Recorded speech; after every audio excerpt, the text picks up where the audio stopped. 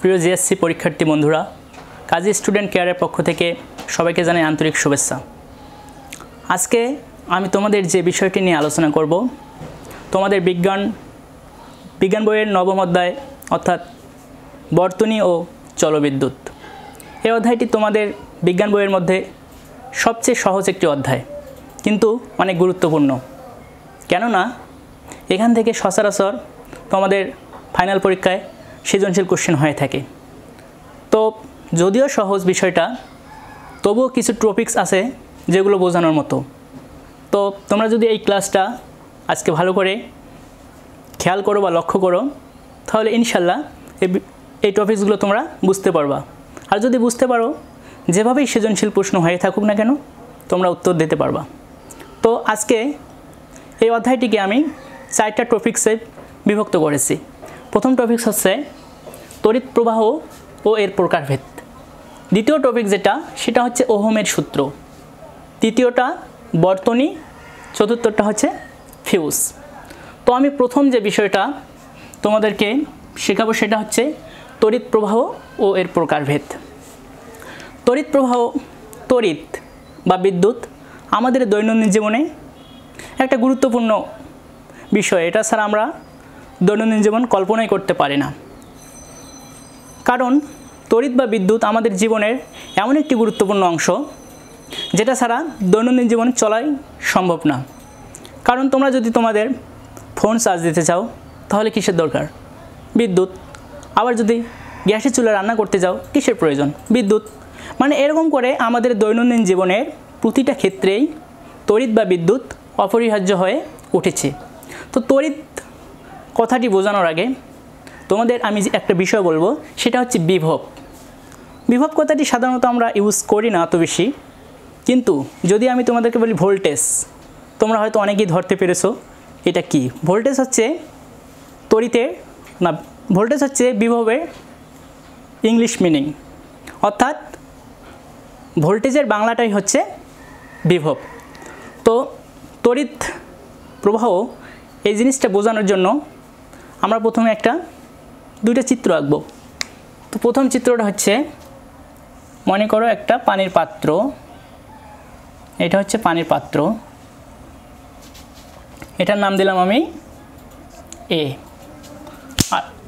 আরও একটা পানির পাত্র লাগবে, এটার নাম দিলাম বি। মনে করো প্রথম পাত্র তথা এতে পানি আছে,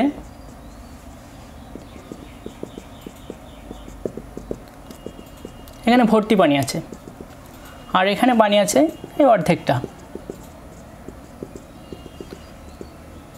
তাহলে পানি কোনটাতে বেশি?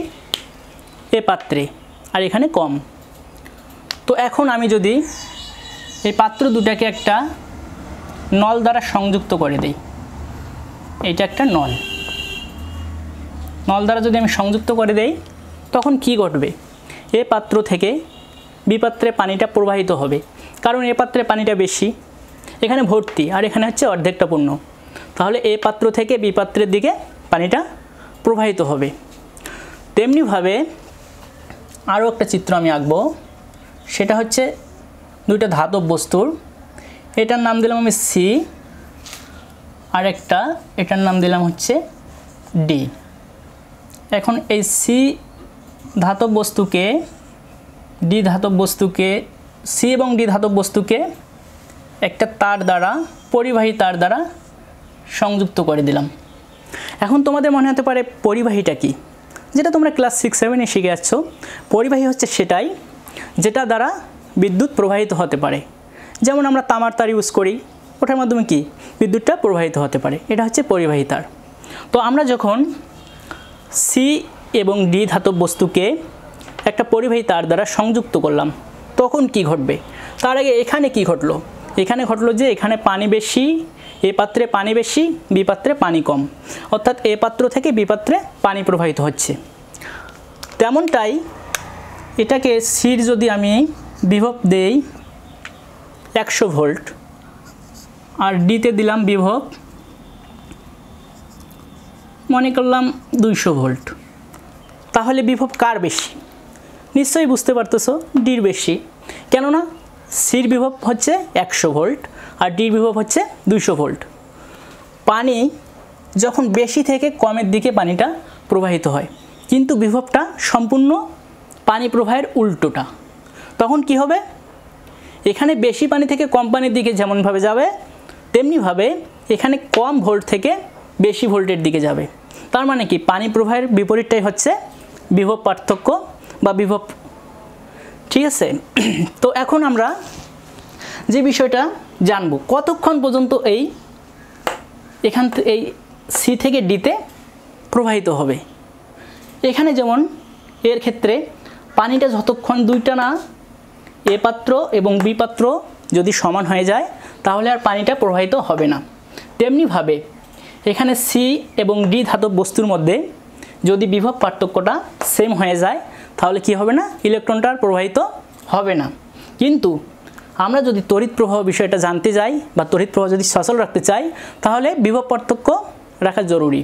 তো বিভব পার্থক্য যদি আমরা রাখি তাহলে কিন্তু দুইটার মধ্যে ইলেকট্রন প্রবাহিত হবে, অর্থাৎ সি ধাতব বস্তু থেকে ডি ধাতব বস্তুতে ইলেকট্রনটা প্রবাহিত হবে। এই ইলেকট্রনের প্রবাহটাই কিন্তু হচ্ছে ইলেকট্রিসিটি, যেটাকে বাংলায় বলা হয় কি, তড়িৎ প্রবাহ বা বিদ্যুৎ। তো কি আমরা দেখলাম, পানি প্রবাহের উল্টোই হচ্ছে বিদ্যুৎ প্রবাহ। পানি প্রবাহিত হয় বেশি থেকে কমের দিকে, কিন্তু ইলেকট্রন বা তড়িৎ প্রবাহিত হয় কম থেকে বেশির দিকে। তাহলে আমরা তড়িৎ প্রবাহের সঙ্গে কি বলতে পারি, নিম্ন বিভব সম্পূর্ণ বস্তু থেকে যখন উচ্চ বিভব সম্পূর্ণ বস্তুর দিকে ইলেকট্রনটা প্রবাহিত হয় সেটাই হচ্ছে তড়িৎ প্রবাহ। আশা করি তোমরা তড়িৎ প্রবাহ বিষয়টি বুঝতে পেরেছো। এখন আমরা আসবো তড়িৎ প্রবাহের প্রকারভেদ। তো তড়িৎ প্রবাহের প্রকারভেদ হচ্ছে দুই প্রকার। মূলত তড়িৎ প্রবাহটা হচ্ছে দুই প্রকার।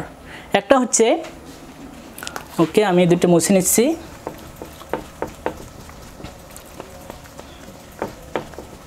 একটা হচ্ছে এসি কারেন্ট,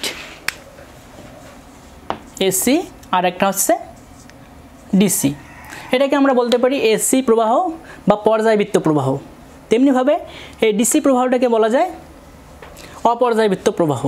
ঠিক আছে, তো পর্যায়বৃত্ত প্রবাহের কি হবে, এটাকে এসিকে আমরা যদি ফুল মিনিং করি তাহলে এটা হবে alternative current, alternative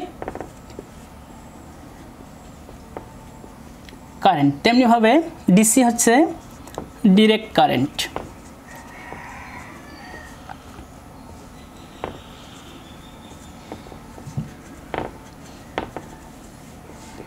direct current. তো অল্টারনেটিভ কারেন্ট বোঝানোর জন্য একটা চিত্র আঁকতে হবে, সেটা হচ্ছে এটা হচ্ছে একটা চিত্র, এটা হচ্ছে এসি প্রবাহের চিত্র।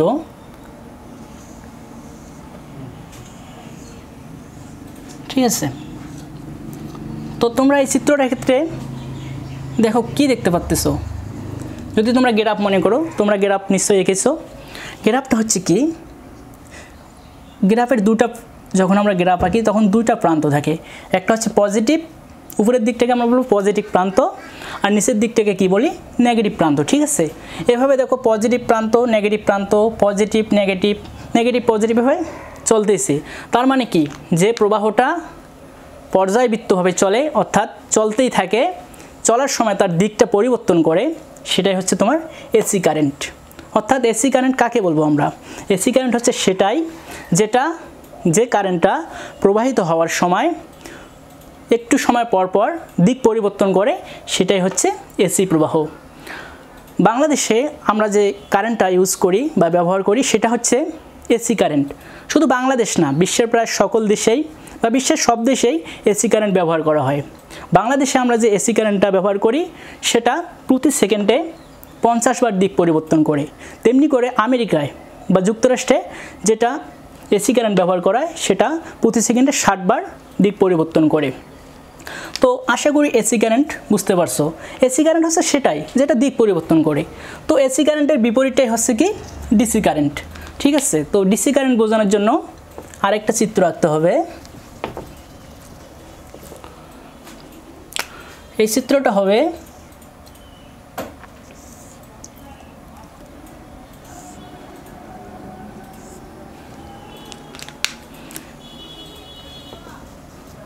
এখানে দেখো তোমরা এসি কারেন্টের সময় আমাদের কি হয়েছিল, এসি কারেন্টের সময় দিকটা উঁচু নিচু বা পরিবর্তন হয়েছিল, কিন্তু ডিসি কারেন্টের সময় কি হবে, দিকটা একদম ডিরেক্ট, একদম সোজাসুজিভাবে যেতেই থাকবে। তার মানে কি, দিকটা কখনোই পরিবর্তন হবে না। তাহলে আমরা ডিসি কারেন্টের সংজ্ঞায় কি বলতে পারি, যে বিদ্যুৎ প্রবাহটা চলার সময় বা প্রবাহিত হওয়ার সময় কোনো দিক পরিবর্তন করে না, সেটাই হচ্ছে ডিসি প্রবাহ বা একমুখী প্রবাহ। আর এসি কারেন্টটা কি, এসি কারেন্ট হচ্ছে দিক পরিবর্তন করবে, সেটাকে তোমরা মানে কি দিক পরিবর্তন করে। তাহলে এসি কারেন্টের বিপরীত হচ্ছে ডিসি কারেন্ট। ডিসি কারেন্ট সাধারণত খুব বেশি ব্যবহার করা হয় না, এসি কারেন্ট এই জন্যই ব্যবহার করা হয় কারণ এসি কারেন্টের উৎপাদন এবং সরবরাহটা খুব সহজেই করা যায়। সো আশা করি তোমরা এসি কারেন্ট, ডিসি কারেন্ট এবং তড়িৎ প্রবাহ যে বিষয়টা বুঝতে পারছো। তো বন্ধুরা, এতক্ষণ আমরা কি শিখলাম, আমরা শিখলাম তড়িৎ প্রবাহ ও এর প্রকারভেদ। এখন আমরা যে টপিক নিয়ে আলোচনা করব সেটা হচ্ছে ওহমের সূত্র। ওহমের সূত্র হচ্ছে তোমাদের এই নবম অধ্যায়ের অর্থাৎ বর্তনী ও জলবিদ্যুৎ অধ্যায়ের সবচেয়ে গুরুত্বপূর্ণ টপিক। আর এখান থেকে সচরাচর সৃজনশীল কোশ্চেন হয়ে থাকে, কারণ এখানে তোমরা ম্যাথ পাবা। সো এটা অনেক বেশি ইম্পর্ট্যান্ট। তো ওহমের সূত্র নিয়ে কথা বলার আগে আমি যে বিষয়টি নিয়ে কথা বলবো সেটা হচ্ছে রোধ। রোধ তোমাদের একটা পরিচিত শব্দ নয়, কারণ রোধ শব্দটা খুব বেশি ব্যবহার করা হয় না। কিন্তু আমি যদি বলি প্রতিরোধ, তোমাদের কিন্তু মনে হয় অনেক মানে বিষয়টা, প্রতিরোধ বিষয়টা কি তোমাদের মনে অলরেডি চলে আসছে। প্রতিরোধ হচ্ছে যখন আমরা কোনো কিছুর বিরুদ্ধে বাধা দেওয়ার চেষ্টা করি, সেটা হচ্ছে প্রতিরোধ। যেমন আমরা বলি না যে অন্যায়ের বিরুদ্ধে প্রতিরোধ গড়ে তুলতে হবে, তার মানে হচ্ছে কি অন্যায়কে বাধা দিতে হবে। রোধ আর প্রতিরোধ এই একই। তো রোধকে কী দ্বারা প্রকাশ করা হয়, রোধকে ক্যাপিটাল আর দ্বারা প্রকাশ করা হয়, অর্থাৎ রোধ হচ্ছে রেজিস্ট্যান্স আর একে আর দ্বারা প্রকাশ করা হয়। তো ওহমের সূত্রের সাথে রোধের একটা খুব নিবিড় সম্পর্ক আছে, কারণ ওহমের সূত্র, যদি আমরা ওহমের সূত্র নিয়ে কথা বলতে চাই তাহলে রোধ নিয়ে কথা বলতেই হবে। তাহলে রোধটা কি, পরিবাহীর যে ধর্মটা তড়িৎ চলাচলে বাধা দেয় সেটাই হচ্ছে রোধ। তো আরেকবার বলি, পরিবাহীর যে ধর্মটা তড়িৎ চলাচলে বাধা প্রদান করে সেটাই হচ্ছে রোধ। এখন পরিবাহীটা কি, পরিবাহী আমি আগে কথা বলেছি পরিবাহী নিয়ে। পরিবাহী হচ্ছে সেই জিনিসটা যার মাধ্যমে বিদ্যুৎ চলাচল করতে পারে। তাহলে পরিবাহী কি, পরিবাহী হচ্ছে যার মাধ্যমে বিদ্যুৎ চলাচল করতে পারে। এখন ওহমের সূত্রটা কি, ওহম নামক একজন ভদ্র ব্যক্তি জর্জ সাইমন ওহম, তিনি একটা সূত্র দিয়েছিল, I = V/R। এখানে I হচ্ছে তড়িৎ প্রবাহ, ভালো করে লক্ষ্য করো, V বিভব পার্থক্য, আর আগেই বললাম রোধ।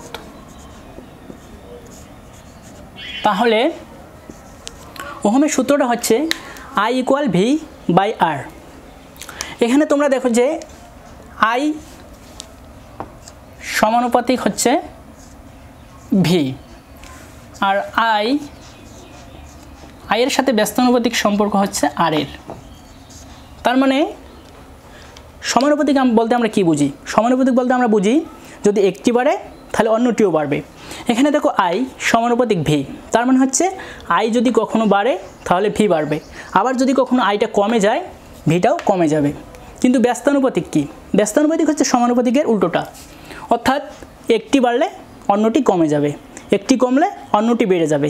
ব্যস্তানুপাতিক তাহলে কি, একটি বাড়লে অন্যটি কমে যাবে, অন্যটি কমলে আরেকটি বেড়ে যাবে।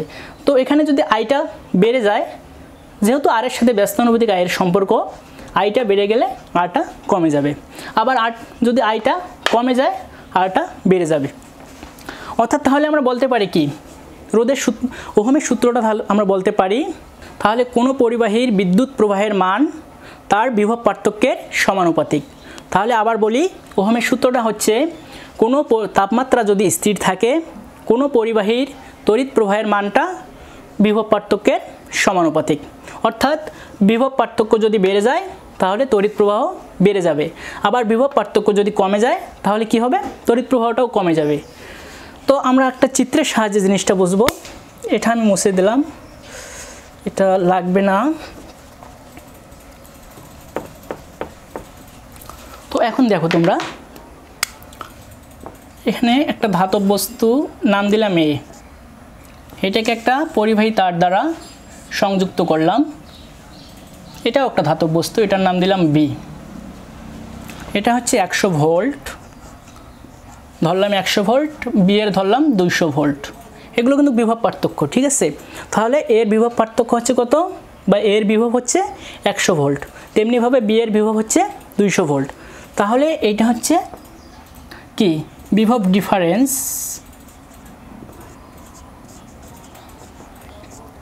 বিভব ডিফারেন্স। হ্যাঁ, তার আগে একটা কথা বলে নেওয়া দরকার, পরিবাহী, এই পরিবাহী দ্বারা কিন্তু আমি সংযুক্ত করেছি। তো পরিবাহীটা কি তোমাদেরকে আগেই বলেছি, পরিবাহী হচ্ছে যার মাধ্যমে বিদ্যুৎ চলাচল করতে পারে। তো এটা একটা পরিবাহী তার দ্বারা আমি কি সংযুক্ত করেছি। এর বিভব দিয়েছি আমি 100 ভোল্ট, বি এর দিয়েছি 200 ভোল্ট। তাহলে আরও একটা চিত্র আঁকতে হবে। চিত্রটা হচ্ছে, এটার নাম দিলাম আমি সি, এটা একটা ধাতব বস্তু, এটাকেও একটা পরিবাহী তার দ্বারা সংযুক্ত করলাম। এটার নাম দিলাম হচ্ছে ডি, এটাও একটা ধাতব বস্তু। তো এই সির হচ্ছে বিভব হচ্ছে 100 ভোল্ট, আর ডি এর বিভব হচ্ছে ধরলাম আমি 150 ভোল্ট। তাহলে প্রথম চিত্রের ক্ষেত্রে দেখলাম যে বিভব এর ক্ষেত্রে 100 ভোল্ট, বি এর ক্ষেত্রে 200 ভোল্ট। আর দ্বিতীয় চিত্রে সি এর বিভব হচ্ছে 100 ভোল্ট, ডি এর বিভব হচ্ছে 150 ভোল্ট। তাহলে তোমাদেরকে একটা আমি কোশ্চেন করব যে কোনটার বিভব পার্থক্য বেশি এবং কোনটাতে তড়িৎ প্রবাহটা বেশি হবে। অনেকেই হয়তো তোমরা অলরেডি আনসারটা মনে মনে নিয়ে আসছো। তো এখানে দেখো প্রথম চিত্রে 100 ভোল্ট, বি 200 ভোল্ট, এখানে হচ্ছে ডিফারেন্স, বিভব ডিফারেন্স হচ্ছে 100 ভোল্ট। তেমনিভাবে সিতে 100 ভোল্ট, ডিতে 150 ভোল্ট। এখানে বিভব ডিফারেন্স হচ্ছে তোমার কত ভোল্ট, ইজিলি বলা যায় 50 ভোল্ট। সুতরাং কোনটাতে তড়িৎ প্রবাহের মানটা বেশি হবে, যেটাতে বিভব প্রবাহের বা বিভব পার্থক্যটা বেশি হবে সেটাতে কিন্তু তোমাদের কি হবে, তড়িৎ প্রবাহের মানটা বেশি হবে। তার মানে এখানে যেহেতু বিভব ডিফারেন্স হচ্ছে 100 ভোল্ট আর এখানে হচ্ছে ডিফারেন্স হচ্ছে 50 ভোল্ট, সুতরাং আমরা বলতে পারি, খুব ইজিলি বলতে পারি যে প্রথম চিত্রের ক্ষেত্রে তড়িৎ প্রবাহের মানটা বেশি হবে। এই সূত্রটাই হচ্ছে ওহমের সূত্র। অর্থাৎ যদি আমি আবার রিপিট করি, ওহমের সূত্রটা হচ্ছে তাপমাত্রা স্থির থাকলে পরিবাহিতার মান বা বিদ্যুৎ প্রবাহটার মান তার বিভব পার্থক্যের সমানুপাতিক। বিভব পার্থক্য বললে তড়িৎ প্রবাহের মানটা বেড়ে যাবে, তেমনিভাবে যদি বিভব পার্থক্য কমে যায় তাহলে কি হবে, তড়িৎ প্রবাহের মান কমে যাবে।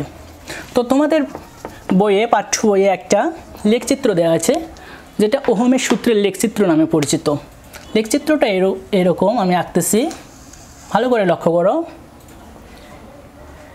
এটাকে বিভব, এটা হচ্ছে এক্স অক্ষ, এটা ওয়াই অক্ষ। এক্স অক্ষে বিভব আর ওয়াই অক্ষে তড়িৎ বা আই, এটা হচ্ছে তড়িৎ প্রবাহ। তাহলে কি আছে, এক্স অক্ষে আছে বিভব পার্থক্য আর ওয়াই অক্ষে আছে তড়িৎ প্রবাহ।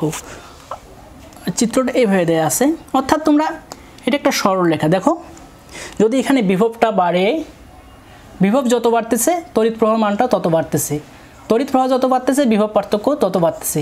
অর্থাৎ এটা একটা কি হচ্ছে, সরল রেখা। তার মানে কি, আমরা এই চিত্র থেকেও বলতে পারি যে তাপমাত্রা স্থির থাকলে কোনো পরিবাহীর মধ্য দিয়ে যে পরিমাণ তড়িৎটা প্রবাহিত হবে সে পরিমাণ তড়িৎ প্রবাহটা বিভব পার্থক্যের সমানুপাতিক।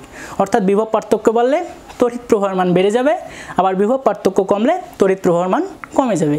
আশা করি তোমরা এটা খুব ইজিলি বুঝতে পারছো, কারণ বিষয়টা একদম ইজি, ঠিক আছে। তো আমরা আজকে যে বিষয় নিয়ে এগুলো কথা বললাম সেটা হচ্ছে তড়িৎ প্রবাহ ও এর প্রকারভেদ, আর তারপরে যেটা বললাম সেটা হচ্ছে ওহমের সূত্র। তো আজকে আমি পর্বটা এখানেই শেষ করব। তোমাদের বর্তনীয় জলবিদ্যুৎ অধ্যায়ের 4টা যে টপিকস আছে তার মধ্যে 2টা টপিকস আমি আলোচনা করলাম, তড়িৎ প্রবাহ ও এর প্রকারভেদ, দ্বিতীয়টা হচ্ছে ওহমের সূত্র। পরবর্তী পর্বে আমি যে টপিকসগুলো নিয়ে আলোচনা করব সেটা হচ্ছে বর্তনী আর হচ্ছে ফিউজ। তো পরবর্তী পর্ব যদি তোমরা দেখতে চাও বা তোমরা সবার আগে পেতে চাও তাহলে কাজী স্টুডেন্ট কেয়ার চ্যানেলটিকে সাবস্ক্রাইব করে পাশে থাকা বেল আইকনটি প্রেস করো এবং আমার ভিডিওটি ভালো লাগলে লাইক, কমেন্ট এবং বন্ধুদের সাথে শেয়ার করো।